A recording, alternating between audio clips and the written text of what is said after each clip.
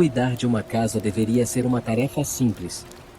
Alimentar os animais, regar as plantas, garantir que tudo permanecesse em ordem e que ninguém entrasse sem permissão. Era dinheiro fácil, especialmente para alguém como eu, que não se importava em passar noites sozinho em casas grandes e vazias. Quando aceitei o trabalho, não imaginei que aquela residência isolada no fim de uma estrada sinuosa, cercada por árvores imponentes e um silêncio quase absoluto, me proporcionaria a experiência mais aterrorizante da minha vida. A família era simpática, educada, embora um tanto reservada. Me mostraram a casa, uma construção moderna de 3 andares, com enormes janelas de vidro que davam para a floresta, tornando o ambiente ainda mais imersivo na solidão daquele lugar.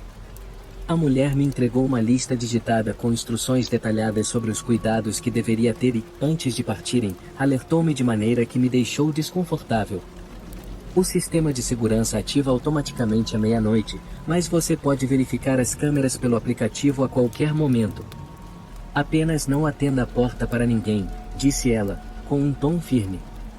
Soltei uma risada breve, achando que fosse uma piada, mas logo percebi que não era. Perguntei se estavam esperando alguma visita ou se havia algum motivo específico para essa recomendação. Ela apenas trocou um olhar com o marido antes de repetir: não atenda. Se alguém bater, ignore. Sem exceções.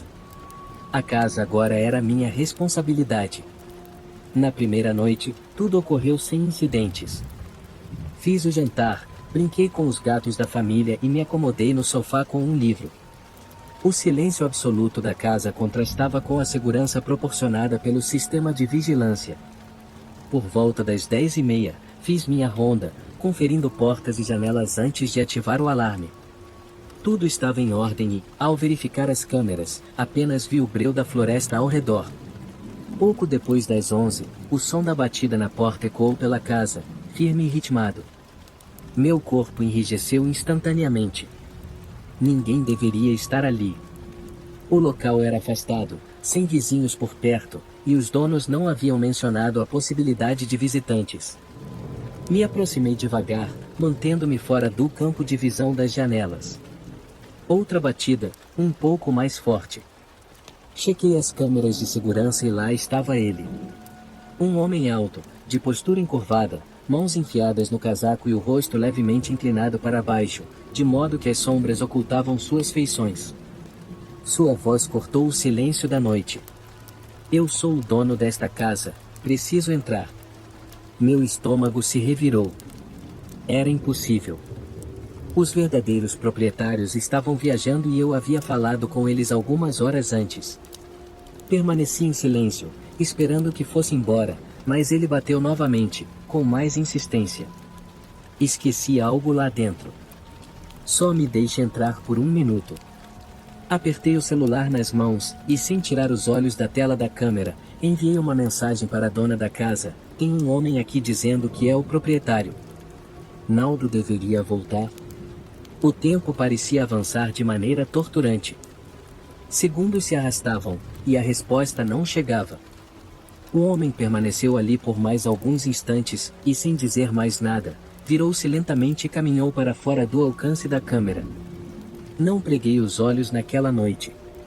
Pela manhã, tentei me convencer de que poderia ter sido apenas um visitante confuso ou um vizinho perdido. No entanto, a ausência de resposta da senhora Naldo me inquietava. O dia transcorreu sem incidentes, mas a sensação de estar sendo observado persistia, e conforme a noite se aproximava, minha atenção aumentava. Às 10 da noite, refiz minha ronda, conferindo portas e janelas com atenção redobrada. Foi então que ouvi o primeiro som vindo do andar de baixo. Não do lado de fora. Dentro da casa. Um rangido leve, como se um pé pressionasse o assoalho com cautela. O sangue gelou em minhas veias. Permaneci imóvel, prendendo a respiração. Outro rangido, mais próximo. Apaguei as luzes do quarto e abri o aplicativo de segurança com mãos trêmulas. As câmeras externas não mostravam nada em comum. As portas estavam trancadas. As janelas estavam fechadas. Alternei para a câmera interna do corredor e o sensor de movimento havia sido ativado. Toquei na tela para ampliar a imagem. O ar pareceu escapar dos meus pulmões. Na penumbra granulada do vídeo, uma silhueta se movia dentro da casa.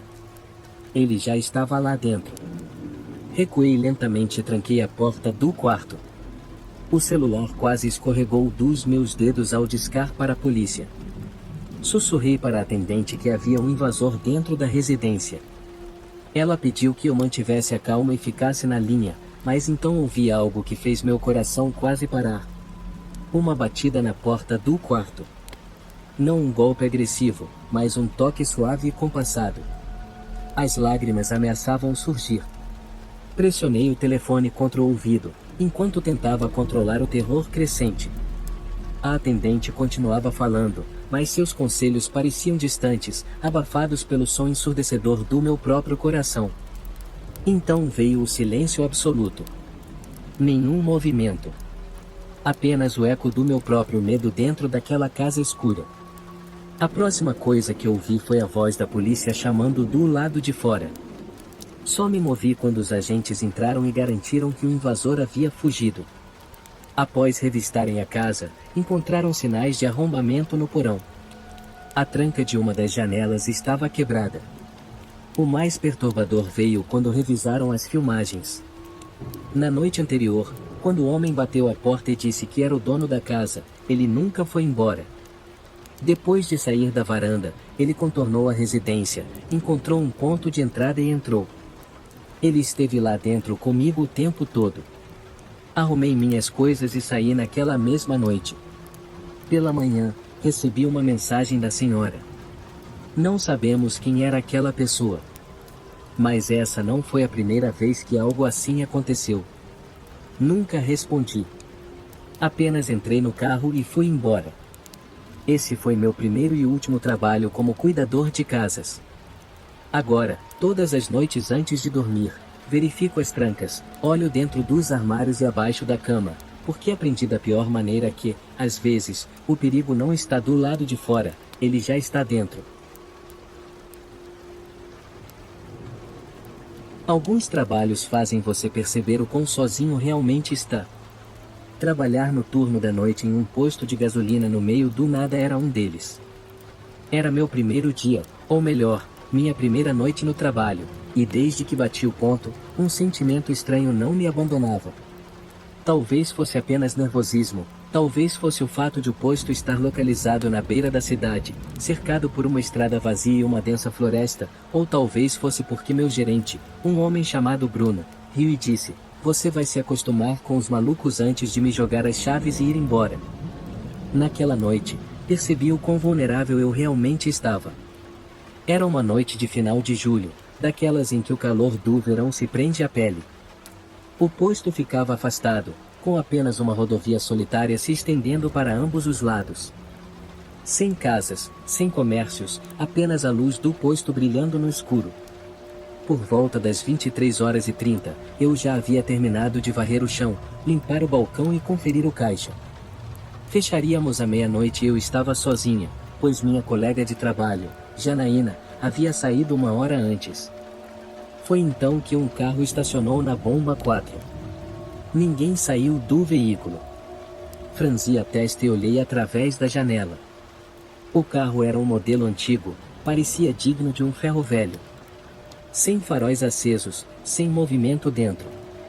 Me convenci de que não era nada incomum, talvez a pessoa estivesse apenas falando ao telefone. Às 23h45, ele entrou. Não ouvi o som da porta se abrindo, apenas ergui os olhos e ele já estava ali. Um homem alto, aparentemente na casa dos 40, usando um boné desbotado e uma jaqueta pesada, algo incomum considerando o calor sufocante lá fora. Seu rosto estava sombreado pela aba do boné e suas mãos permaneciam enterradas nos bolsos. Ele não foi até os refrigeradores, não pegou um lanche. Apenas caminhou diretamente até o balcão e ficou parado. Engoli em seco. "Boa noite, posso ajudar?" Nenhuma resposta. Seus olhos não desviaram dos meus. Depois de alguns segundos, ele finalmente falou, com uma voz rouca e baixa: "Você está sozinha aqui?" Um peso se instalou no meu estômago. Não, meu colega está nos fundos, menti. Seu lábio se contraiu levemente, quase como um sorriso. Então ele se inclinou um pouco para frente. Que horas você sai? Um sinal de alerta tão óbvio que me fez suar frio. Peguei o pano próximo ao caixa, tentando manter as mãos ocupadas. À meia-noite, respondi. Seu olhar acompanhou o relógio na parede. 23 horas e 48, nenhuma palavra, apenas um aceno lento de cabeça. Algo estava errado. Não apenas errado de um jeito estranho, mas errado de um jeito imprevisível. A maneira como ele se postava, relaxado demais. Limpei a garganta. Precisa de alguma coisa? Seus lábios se moveram novamente. Você é muito bonita. Segurei com mais força a borda do balcão. Esperava clientes esquisitos, talvez bêbados dando em cima de mim ou adolescentes bagunceiros, mas isso era diferente. Não era um estranho inofensivo, esse homem estava me testando. Forcei um sorriso educado. Agradeço, mas se não for comprar nada, preciso começar a fechar. Foi então que, do nada, ele disse, eu sou da polícia. Mas não parecia uma afirmação, parecia um desafio. Tem um distintivo para eu ver? Respondi. Seu sorriso se alargou, mas ele não se mexeu. Não preciso te mostrar nada. Esse foi o momento em que decidi. Se importa se eu ligar para a central? Apenas um procedimento de rotina. Seu corpo enrijeceu e, pela primeira vez, ele piscou. Lentamente, deu um passo para trás. Acha que estou mentindo? Sorri, mantendo a voz firme. Claro que não, só estou fazendo o meu trabalho. Apertei o 1, depois o 9. Sua mandíbula travou e vi as veias do seu pescoço pulsarem. Então, como se tivesse mudado de ideia, ele riu. Só estava brincando com você. Sua risada era baixa e arrastada, fez minha pele se arrepiar. Mantive o dedo sobre o último número. Tenha uma boa noite, ele disse. E, tão silenciosamente quanto chegou, virou-se e saiu. Só me movi quando vi seu carro desaparecer na escuridão. Tranquei a porta tão rápido que quase quebrei a chave. Meus dedos tremiam, minha pele parecia gelada e meu estômago estava um nó.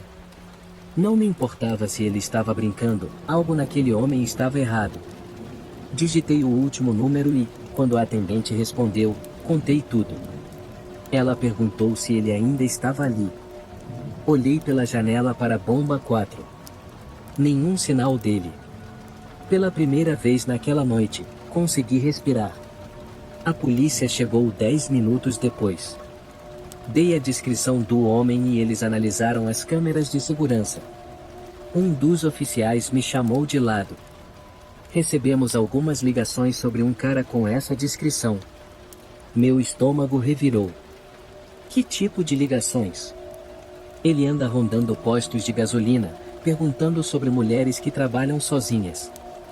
Meu corpo ficou tenso. Eles garantiram que fariam rondas na área nos próximos dias. Mas aquele homem nunca voltou. Pelo menos, não enquanto eu ainda estava lá. O mais assustador daquela noite não foi o homem em si, nem seu sorriso sinistro ou sua alegação falsa de ser policial. Foi a maneira como ele foi embora, como se estivesse apenas me testando, como se estivesse esperando, como se soubesse que voltaria quando eu não estivesse preparada. Depois daquele turno, pedi demissão. E até hoje, não ando sozinho à noite. Trabalhar no turno da noite em um museu parece interessante em teoria. Você está rodeado por história, caminhando pelos mesmos corredores que estudiosos e visitantes curiosos. Mas quando as multidões vão embora, as luzes se apagam e o silêncio toma conta, os museus se tornam outra coisa completamente diferente. À noite, eles parecem estar à espera de algo, como se o passado quisesse ser interrompido. Comecei a trabalhar no Museu Histórico no outono de 2018. O lugar não era tão famoso quanto outras instituições maiores, mas tinha uma atmosfera única que o destacava: artefatos coloniais, figuras de cera, corredores sombrios cheios de pinturas cujos olhos pareciam sempre seguir você. A maior parte do meu trabalho era simples: monitorar as câmeras de segurança, fazer rondas a cada hora e garantir que ninguém tivesse se infiltrado após o horário de funcionamento. No entanto, havia uma regra que o velho zelador, Carlos, fazia questão de enfatizar na minha primeira noite: tranque todas as portas antes da meia-noite, sem exceções. Ele disse isso de forma tão séria que quase ri, achando que fosse exagero para uma tarefa que basicamente envolvia verificar fechaduras e beber café ruim. Mas pelo jeito como ele me olhou, pelo jeito que suas mãos enrugadas se apertaram ao redor do chaveiro, eu soube que ele não estava brincando. Perguntei por que ele dava tanta ênfase a isso, e ele suspirou, passando a mão nas têmporas como se já tivesse explicado aquilo 1000 vezes. O museu fecha às 18 horas, mas às vezes algumas pessoas ficam por lá, disse ele. Não turistas, não funcionários, mas pessoas que não deveriam estar aqui. Se você não trancar as portas, pode acabar encontrando alguém dentro que não pertence a esse lugar. Achei que ele estava se referindo a moradores de rua ou talvez adolescentes tentando se aventurar. De qualquer forma, não estava preocupado, já trabalhei em segurança antes e sabia como lidar com qualquer situação. Eu devia ter ouvido mais atenção. Tranquei todas as portas, verifiquei cada exibição e fiquei monitorando as câmeras de segurança. Mas após alguns turnos, comecei a me sentir confortável. O museu estava sempre vazio, então na sexta-feira seguinte, quando vi que a hora estava se aproximando da meia-noite, hesitei por um momento antes de trancar a última porta. Eu estava sozinho, qual seria o mal em esperar um pouco? Talvez fosse tédio, talvez a vontade de provar que o Carlos estava errado, mas pela primeira vez deixei uma porta destrancada, só para ver o que aconteceria. No começo, nada aconteceu. Depois, por volta das 1h07, o sensor de movimento na ala leste disparou. Sentei, olhando fixamente para o monitor. A ala leste abrigava as exposições mais antigas do museu, móveis antigos, armas da Revolução e uma grande exibição de figuras de cera vestidas com roupas do século XVIII. A tela piscou por um segundo. Achei que tivesse visto algo se mover perto das figuras de cera, alguém estava lá. Peguei minha lanterna e saí da sala de segurança. A ala leste ficava no final do museu, e conforme eu caminhava pelos corredores longos, o silêncio parecia se apertar ao meu redor. Meus passos ecoavam, reverberando no chão de mármore. Quando cheguei à exibição, diminui o ritmo. As figuras de cera estavam em suas posições habituais, 3 homens e uma mulher, congelados no tempo, vestidos com perucas empoadas e casacos antigos. Mas uma delas parecia diferente.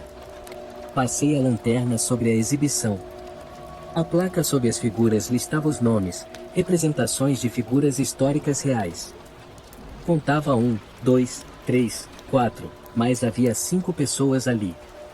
Uma quinta figura, posicionada levemente atrás das outras. Fiquei confuso. O museu não tinha 5 figuras de cera nessa exibição. Dei um passo mais perto e, ao ajustar a lanterna, ele se moveu. O ar ficou preso na minha garganta e meu corpo paralisou.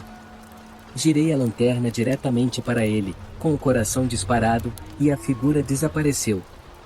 Varri o feixe de luz pela sala.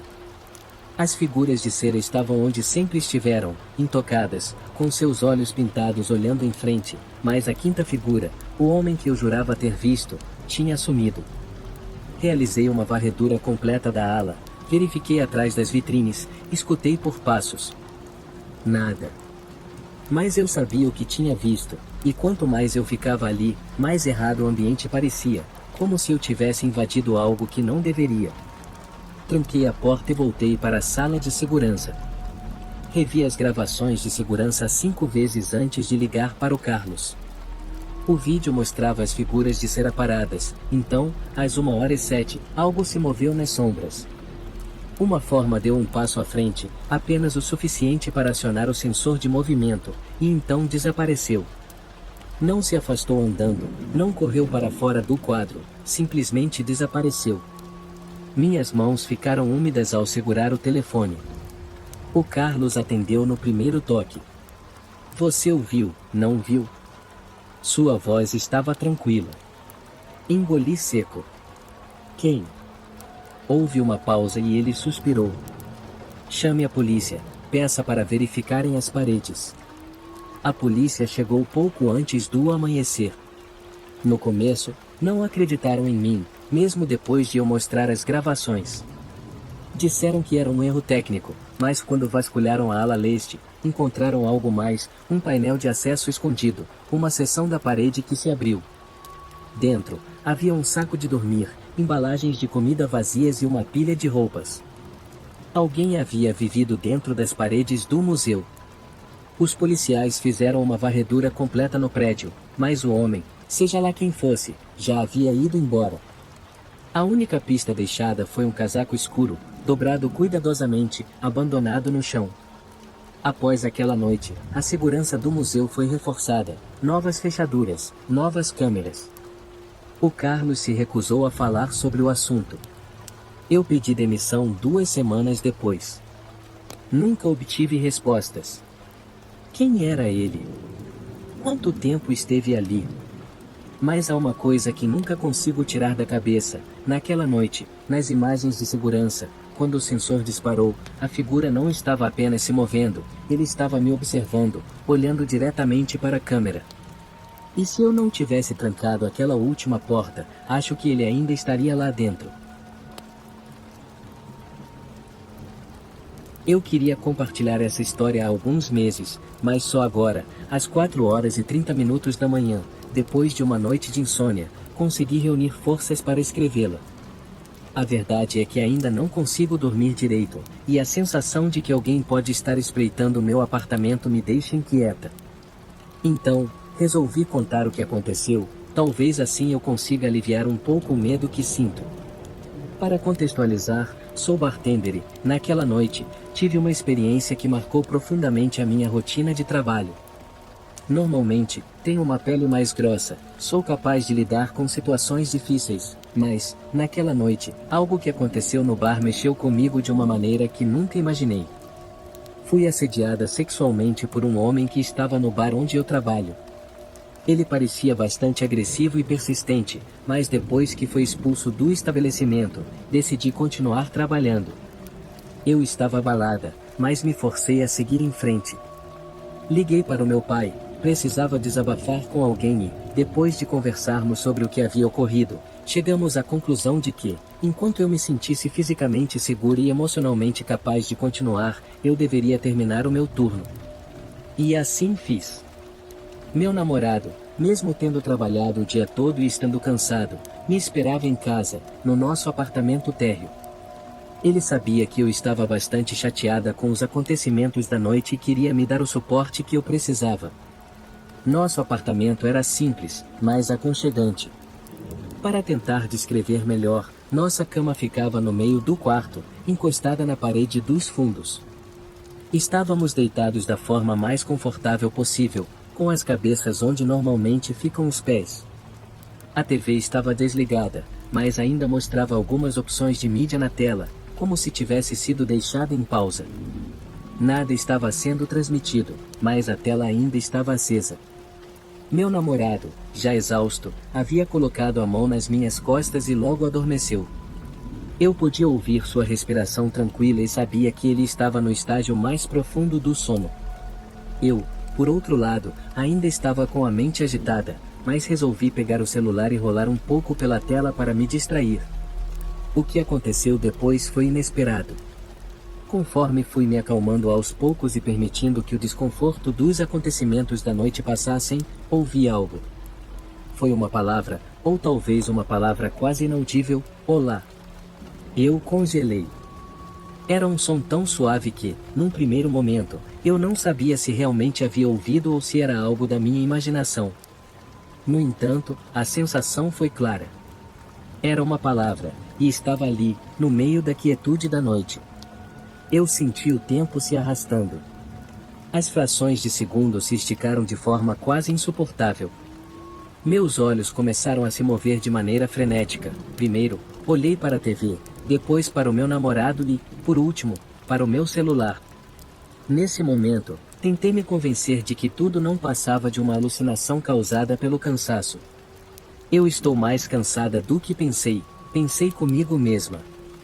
Mas, então, ouvi novamente, mais claro, como se alguém estivesse realmente falando olá. Dessa vez, não era uma dúvida, eu tinha certeza do que tinha ouvido. Mas o som não era alto. Era baixo, suave, quase como se alguém estivesse tentando ter certeza de que eu estava acordada. Eu imediatamente virei meu corpo, tensa, e percebi que algo não estava certo. Quando olhei novamente para o corredor, tive um choque. Eu consegui ver uma figura, uma silhueta, no escuro. Nesse momento, a voz e a figura se conectaram, e eu percebi que aquela voz não vinha de um lugar seguro, mas de alguém que não deveria estar ali.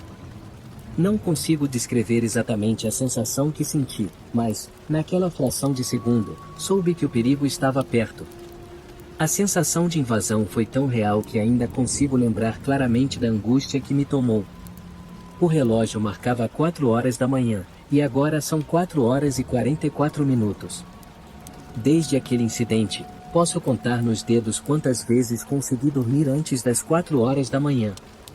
E quando isso acontece, sempre dou uma checada para garantir que tudo esteja bem trancado.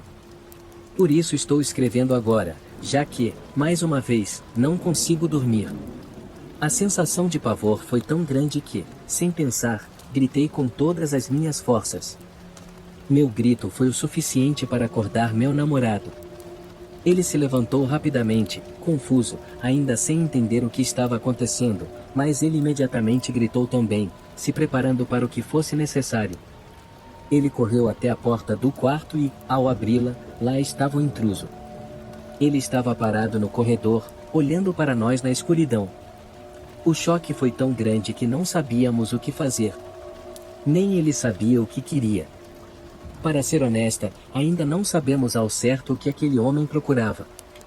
Mas havia algo no seu olhar que nos deixou completamente desconcertados. Meu namorado, ainda sem pensar muito, empurrou o homem para fora do caminho e mandou ele embora, com a voz firme, exigindo que ele saísse da nossa casa. Era uma noite de sábado, e morávamos a 25 minutos a pé dos bares, o que pode até parecer longe, mas, na realidade, é um caminho curto para quem está acostumado a andar. Ambos pensávamos que o homem tinha simplesmente entrado no apartamento errado, até que ele, com um tom calmo e frio, disse, "Eu vou embora", e se virou para sair. Mas não foi em direção à porta da frente. Em vez disso, ele se dirigiu para a porta de vidro deslizante que dava para o pátio. Ele saiu de forma tão silenciosa, tão rápida, que mal conseguimos perceber. Ele desapareceu na escuridão do pátio fechado e, por um momento, nós ficamos ali, sem saber o que fazer. A adrenalina ainda corria em nossas veias, e não sabíamos se deveríamos ligar para a polícia ou apenas tentar voltar à normalidade. Acabamos decidindo não chamar a polícia naquele momento. Eu estava em choque, confusa e, na hora, convencida de que ele realmente havia se enganado de apartamento. Só depois de conversar mais sobre o que aconteceu e conversar com outras pessoas, percebi que o que havia acontecido não era simples engano. Aquele homem não estava perdido. Havia algo muito mais sinistro por trás de sua presença ali, e eu nunca vou esquecer a sensação de estar sendo observada por alguém que não devia estar no meu lar. Isso aconteceu há 5 anos, quando eu tinha 20 anos. A saúde da minha avó estava piorando e ela já não conseguia mais cuidar de si mesma, então a família decidiu que o melhor seria ela ir para um centro de cuidados. Ela era uma acumuladora extrema, o que é relevante para a história. A casa dela foi ficando abandonada, e meu pai e eu éramos os únicos que a visitávamos de vez em quando. No começo, as coisas pareciam pequenas, como objetos sendo movidos ou gavetas sendo mexidas. No entanto, não demos muita atenção a isso inicialmente. Uma outra pessoa da nossa família, que também tinha uma chave da casa, costumava entrar lá, e pensávamos que ele estivesse apenas pegando algumas coisas, já que ele havia morado lá por um tempo. Porém, com o passar do tempo, as coisas começaram a ficar mais estranhas. Começamos a investigar mais, indo pela casa para verificar se algo estava fora do lugar. Sempre que voltávamos, notávamos mais coisas movidas, como bichos de pelúcia que estavam em uma prateleira, agora organizados de maneira estranha. Havia também pegadas sujas pelo chão e gavetas reviradas, com os objetos espalhados por toda parte. Ficamos desconfiados e começamos a passar mais tempo na casa à noite, levando lanternas e verificando se havia sinais de alguém ali. Em uma dessas noites, comecei a contar para meus amigos sobre o que estava acontecendo e, como éramos jovens e um pouco imaturos, achamos que seria uma aventura interessante passar a noite na casa para tentar pegar essa pessoa, que parecia mais uma sombra, um fantasma. É importante lembrar que não havia como entrar na casa sem chave, as portas estavam sempre trancadas, e éramos apenas nós e essa outra pessoa com as chaves. No dia em que passamos a noite lá, eu e 3 amigos ficamos na cozinha, ainda sem perceber nada de anormal, além das mudanças nos objetos. Decidimos fazer uma pausa e saímos para dar uma volta com os meus 2 cães. Quando voltamos, depois de 15 minutos, uma lâmpada no canto da sala de estar estava acesa, e isso chamou nossa atenção. Lembre-se, a sala estava cheia de lixo, então alguém precisaria se esforçar muito para subir por tudo e acender essa luz. Foi aí que percebemos que alguém ainda estava dentro da casa. Decidimos nos esconder na cozinha e ficar atentos. Alguns minutos depois, uma das minhas amigas, vamos chamá-la de Jane, ficou com medo e quis ir embora. Aceitamos e ela saiu. Mas, apenas 5 minutos depois de Jane fechar a porta, ouvimos passos descendo as escadas de madeira. Achávamos que todos já tínhamos saído, então ficamos surpresos. A escada ficava a apenas uma parede de distância de onde estávamos, e logo percebemos que alguém havia descido. Quando um dos meus cães começou a latir, os passos pararam imediatamente. Com o coração acelerado, corremos para fora da casa, desesperados. Felizmente, a porta que separava a escada do corredor estava trancada, o que nos deu a certeza de que o intruso estava preso lá em cima. Quando finalmente nos reunimos do lado de fora, decidimos chamar a polícia e deixar que eles cuidassem do problema. Enquanto esperávamos, em completo silêncio, ouvimos uma voz masculina falando baixo, provavelmente ao telefone. Foi quando percebemos que uma janela do 2º andar estava ligeiramente aberta. Ele deve tê-la aberto quando estava dentro, pois todas as janelas estavam sempre fechadas. Não conseguimos entender muito do que estava sendo dito, mas parecia algo como pegar. Depois de uma longa espera de 30 minutos, a polícia finalmente chegou e entrou na casa, revistando tudo, mas não encontraram ninguém. Era óbvio que o homem teve tempo de se esconder em algum lugar. Encontraram um quarto cheio de caixas de papelão até o teto, e foi nesse momento que a situação se tornou mais estranha. Ele estava brincando conosco, deixando bilhetes em toda a casa, com desenhos estranhos de carinhas sorridentes e flores, dizendo "me pegue". Ele também instalou um alarme na porta da frente, que disparava sempre que alguém entrava, alertando de nossa presença. Os quartos estavam completamente bagunçados, com móveis destruídos e até uma flor colocada em cima do vaso sanitário, tudo isso sem nunca sermos pegos. Nosso interesse começou a diminuir com o tempo, mas de vez em quando, voltávamos para verificar a casa. Alguns meses depois, um dos meus amigos viu uma figura atrás da cortina da janela, observando para fora. Decidimos que seria melhor investigar novamente. Dessa vez, éramos 7 e estávamos prontos para finalmente descobrir onde ele estava se escondendo e como ele ainda entrava e saía da casa. Quando chegamos lá, tudo estava trancado, mas encontramos comida podre na cozinha e, na sala de estar, uma surpresa, ele havia defecado em uma caixa de papelão, como um animal. Decidimos nos separar, e 4 de nós entraram na sala, enquanto outro amigo ficou fora. Daniel e eu fomos até o celeiro, onde havia um buraco na parede que conectava o local ao sótão.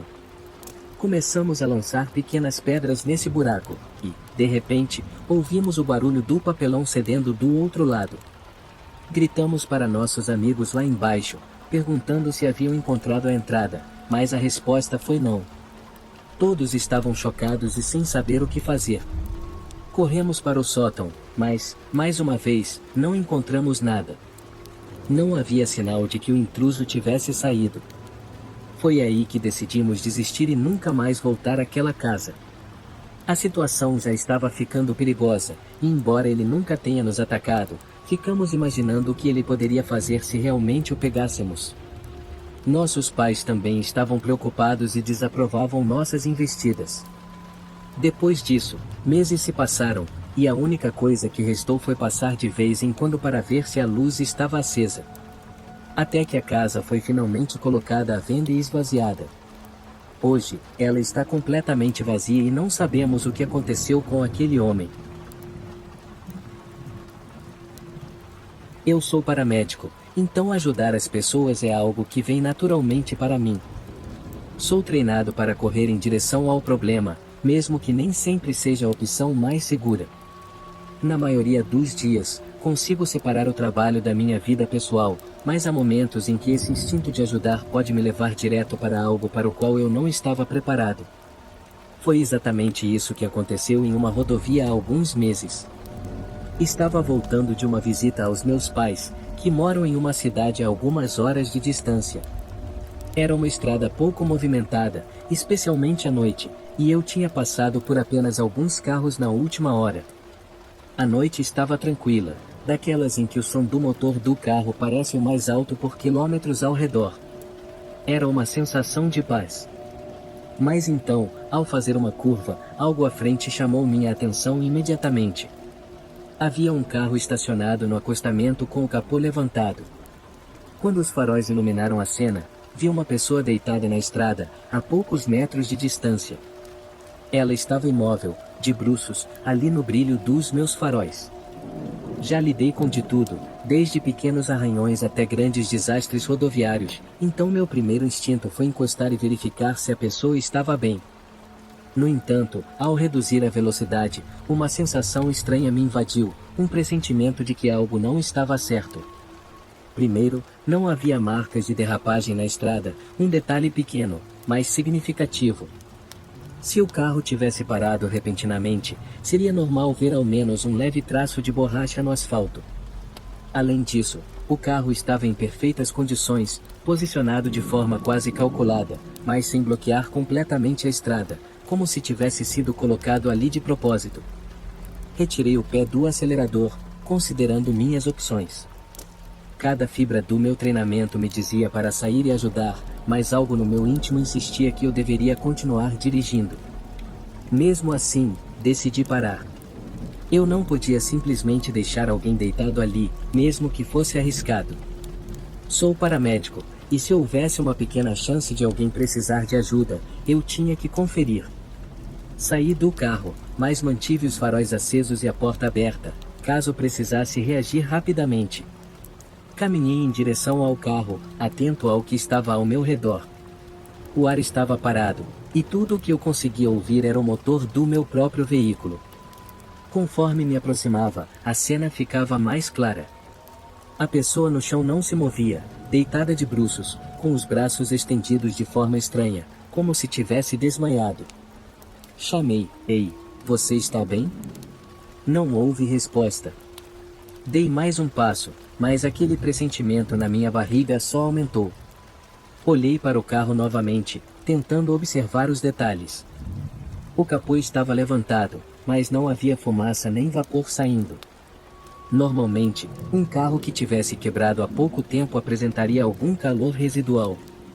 Porém, este parecia estar ali há bastante tempo, intacto. Então, percebi um leve movimento na escuridão, um borrão além do alcance dos meus faróis. Meus instintos entraram em ação, e eu congelei. Ouvi passos vindos da minha direita, perto da vegetação na beira da estrada.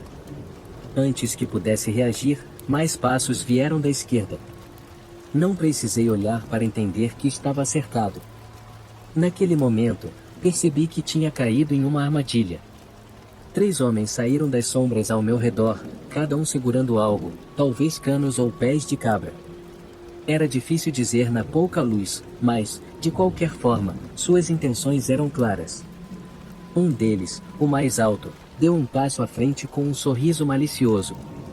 "Carteira, chaves, qualquer coisa que você tenha", disse ele. Meu coração disparou, mas sabia que não deveria reagir. Lentamente, peguei minha carteira e a joguei para ele. Pediram também as chaves do carro. Apesar de doer entregar o veículo, não valia a pena arriscar minha vida por isso. Um dos homens entrou no carro, deu a partida no motor e estava pronto para partir. Antes de irem, o motorista notou meu telefone no console. Ele olhou para mim com um sorriso debochado, pegou o aparelho e o jogou no chão. Não queremos que você fique preso aqui, não é? Zombou.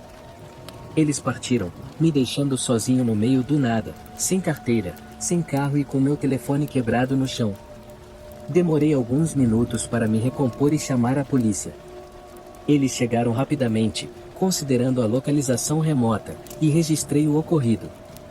Um oficial mencionou que haviam recebido relatos de incidentes semelhantes na área. Não era um ataque aleatório, mas parte de uma série de roubos onde os criminosos exploravam a compaixão das pessoas, encenando falsos acidentes. No final, recuperei meu carro, que foi encontrado abandonado a alguns quilômetros dali, embora tivesse sido saqueado. Desde aquela noite, toda vez que vejo um carro parado na estrada, hesito, questionando meus instintos. Essa experiência me ensinou que, embora ajudar as pessoas seja meu dever como paramédico, nem todos têm boas intenções. Às vezes, a melhor coisa que podemos fazer é ouvir aquela voz interior que nos diz que algo não está certo. Eu trabalho em um supermercado regional. Tenho 26 anos, sou formado em psicologia com mestrado, mas ainda não consegui um emprego na minha área. Devido a circunstâncias familiares, não pude fazer meu doutorado, o que é o mínimo necessário para conseguir um trabalho bem remunerado. Por isso, acabei me sentindo um pouco perdida. Tive dificuldade até mesmo para encontrar um emprego comum. Me candidatei a várias vagas em cargos mais baixos, mas fui rejeitada repetidamente, pois diziam que eu estava superqualificada. Repetidamente, as pessoas diziam que eu ficaria entediada e, por isso, não me contratariam. Isso me deixou muito frustrada. Quando as parcelas do meu empréstimo estudantil começaram a vencer e eu realmente precisava de dinheiro, acabei pedindo um emprego para o amigo da minha prima. Ele era gerente de um supermercado regional, e a única vaga disponível era para reabastecimento de prateleiras no turno da noite. Eu não podia acreditar. Fiquei muito envergonhada, sentindo que havia desperdiçado anos da minha vida e milhares de reais em dívidas, só para conseguir um trabalho que qualquer pessoa poderia fazer. O trabalho em si não era tão ruim assim. Eu podia ouvir meu podcast favorito enquanto trabalhava. Eu devia ter trabalhado lá por cerca de um ano quando uma grande mudança aconteceu. Antes, o supermercado fechava à meia-noite, mas, por algum motivo, essa política foi alterada e o supermercado passou a ser 24 horas, exceto em feriados e nas noites de domingo. Isso foi um péssimo golpe, pois o tempo que eu tinha para ouvir meu podcast e organizar as prateleiras foi interrompido constantemente por clientes perguntando onde estavam certos itens. Isso até que não me incomodava, eu não me importava em ajudar as pessoas, já que trabalhava lá, mas o que me incomodava era que muitos perguntavam sobre itens óbvios, e eu não podia deixar de pensar, será que estão cegos ou são apenas burros? No entanto, uma noite, um homem muito estranho apareceu. Ele tinha olhos esbugalhados, o corpo inteiro era arredondado e o nariz estava coberto de pelos, como se tivesse tirado os fios do cabelo e colado no nariz. Eu estava de joelhos, organizando uma prateleira de picles, quando ele tocou meu cabelo. Eu o tinha preso em um rabo de cavalo naquela noite e ele acariciou a parte que estava tocando minhas costas. Eu me afastei imediatamente e perguntei o que ele estava fazendo. Ele tentou disfarçar, dizendo que tinha artrite, mas eu sabia que ele estava apenas sendo um pervertido. Perguntei o que ele queria, e ele ficou em silêncio por um momento, como se pensasse no que dizer, e então soltou uma palavra: você. Ele se aproximou ainda mais e começou a cheirar meu ombro. Isso foi extremamente estranho e eu nunca me senti tão incomodada. Eu disse que, se ele não precisasse de ajuda, eu tinha trabalho a fazer, mas ele não saiu. Ele começou a sorrir de forma sinistra e me abraçou, dizendo: está tudo bem, querida, vou cuidar de você. Eu gritei por dentro, estava desesperada. Esse homem estava ultrapassando todos os limites possíveis. Empurrei ele para longe de mim e corri até meu gerente, que era um homem grande e teria condições de lidar com o sujeito, caso fosse necessário. O homem me seguiu, mas, ao ver meu gerente se aproximando no corredor, deve ter se arrependido, pois virou-se e começou a correr. Expliquei para o meu gerente o que tinha acontecido, e ele disse que tomaria providências se aquele cara voltasse. O homem foi esperto e esperou algumas semanas antes de aparecer novamente. Esperou o tempo suficiente para que ninguém se lembrasse do incidente. Eu não estava esperando por ele, e meu gerente também não. Eu estava ali, organizando uma prateleira como sempre, quando de repente senti alguém puxando meu cabelo com força. Doeu muito no meu pescoço. Ele me arrastou pelo chão e, nesse momento, eu não sabia quem era até olhar para cima e ver que era o mesmo homem. Ele deve ter me arrastado uns 9 metros até a saída antes que alguém visse o que estava acontecendo. Não era meu gerente, mas era uma das colegas que trabalhava comigo. Ela começou a gritar e correu até ele. Por algum motivo, ele decidiu fugir novamente. Eu fiquei muito aliviada, não podia acreditar que ele estava simplesmente me arrastando para fora da loja pelo cabelo. Que tipo de doido faz isso? Foi realmente horrível. Esse foi o incidente que convenceu o dono da loja de que precisávamos de segurança se íamos continuar funcionando à noite. Depois disso, tivemos um segurança no local e passei a me sentir muito mais segura. Ainda estou procurando um emprego na área de psicologia e espero conseguir um logo. Senti que realmente precisava de um descanso depois de passar por tudo isso.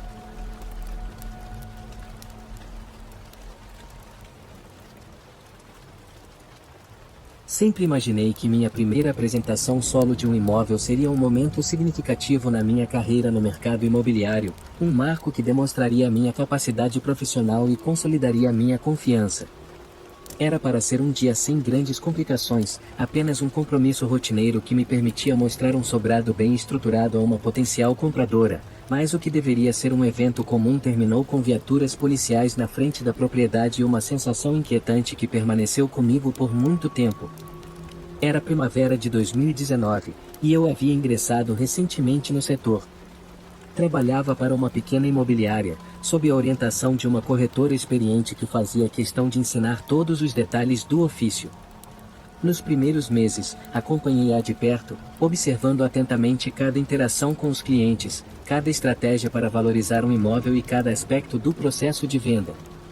Quando finalmente fui designada para conduzir uma apresentação sozinha, vi a oportunidade de demonstrar tudo o que havia aprendido e de provar meu valor dentro da equipe. A casa em questão era um sobrado térreo, com 3 quartos, 2 banheiros e um amplo espaço interno bem distribuído. Apesar das qualidades evidentes, permanecia no mercado há mais tempo do que o esperado. Minha cliente, Camila, era uma mulher recém-divorciada que buscava um imóvel menor e mais aconchegante agora que seus filhos já haviam saído de casa. Ela demonstrava um grande interesse na propriedade, e eu queria garantir que tudo estivesse perfeito para a visita. Cheguei com antecedência para me certificar de que não haveria imprevistos. O final da tarde trazia um clima ameno, e a luz do sol projetava sombras suaves pelo jardim da frente. No entanto, ao me aproximar da entrada principal, um incômodo imediato tomou conta de mim. A porta estava entreaberta. Parei por um momento, sentindo um arrepio percorrer minha nuca. O imóvel deveria estar vazio, e eu havia conferido os registros naquela manhã, que confirmavam que nenhuma visita ou manutenção estava programada para o dia. Respirei fundo e empurrei a porta com cuidado. O ar interno parecia estranhamente parado, carregando um leve odor de umidade, um detalhe sutil, mas suficiente para reforçar minha sensação de alerta. Adentrei o espaço com cautela, acendendo as luzes e posicionando minha bolsa sobre o balcão da cozinha. O silêncio predominava, interrompido apenas pelo som suave dos meus passos ecoando pelo piso de madeira. Tudo aparentava estar no devido lugar, desde os móveis organizados até a decoração neutra, pensada para agradar potenciais compradores, mas, ao caminhar pela casa, pequenos detalhes começaram a chamar minha atenção. Uma gaveta ligeiramente aberta na cozinha, uma marca discreta no edredom do quarto principal, como se alguém tivesse se sentado ali recentemente, e a porta do armário do corredor que não estava completamente fechada. Tentei racionalizar. Poderia ter sido um esquecimento da equipe de limpeza ou de algum prestador de serviço que tivesse passado por ali. No entanto, um incômodo persistente se instalava em mim. Foi então que, do final do corredor, um rangido sutil quebrou o silêncio. Meu coração disparou, e eu me virei na direção do som. Chamei por alguém, mas não obtive resposta. Permaneci parada por alguns segundos, atenta a qualquer outro ruído, antes de reunir coragem para caminhar até lá. Verifiquei o quarto de hóspedes e o banheiro social. Tudo parecia em ordem. Convenci-me de que não havia motivo para preocupação e voltei para a cozinha, onde organizei os panfletos sobre o balcão, tentando afastar a inquietação. Foi nesse momento que meu celular vibrou. Camila havia chegado. Aliviada por ter companhia, fui ao encontro dela e a recebi com um sorriso profissional, conduzindo-a para dentro enquanto iniciava a apresentação. Ela parecia genuinamente interessada no imóvel, escutando atentamente minhas explicações sobre as reformas recentes e a distribuição dos espaços. No entanto, em determinado momento, sua expressão mudou. Seu olhar se fixou no corredor, e sua pele empalideceu. Perguntei se algo havia acontecido, mas ela não respondeu. Apenas ergueu a mão trêmula e apontou. Segui a direção indicada e senti o sangue gelar. Um homem estava parado ali. Descalço, com roupas desgastadas e desalinhadas, sua aparência era magra e abatida, o rosto encovado e os olhos fixos em nós. O ar de imobilidade e a expressão inexpressiva eram perturbadores. Camila apertou meu braço com força, sussurrando que precisávamos sair. Concordei, lutando para manter a calma. Me movimentei lentamente em direção à porta, sem desviar os olhos do homem, sentindo cada fibra do meu corpo tensa de medo. Assim que meus dedos tocaram a fechadura, ele deu um passo à frente. Num impulso, puxei Camila e forcei a porta, saindo apressadamente e girando a chave com mãos trêmulas. Corremos até seu carro, onde, ofegantes, ligamos para a polícia. Minutos depois, viaturas chegaram e policiais armados entraram na casa. O tempo parecia se arrastar enquanto aguardávamos ansiosas por informações. Quando um dos oficiais saiu, trouxe uma revelação inquietante e não havia sinal do homem. No entanto, no armário do corredor, encontraram indícios de que alguém havia estado ali por algum tempo. Roupas dobradas, uma lata de refrigerante vazia e um saco de dormir confirmavam que a casa vinha sendo utilizada como abrigo. A porta dos fundos, antes trancada, agora estava aberta, indicando que ele havia fugido ao perceber a presença policial. A constatação foi perturbadora. Ele estava lá antes de eu chegar. Estava lá enquanto eu caminhava pelos corredores, organizava os materiais e esperava Camila. E se ela não tivesse notado sua presença? Desde então, nunca mais realizei uma apresentação sozinho e nunca mais ignorei uma porta entreaberta.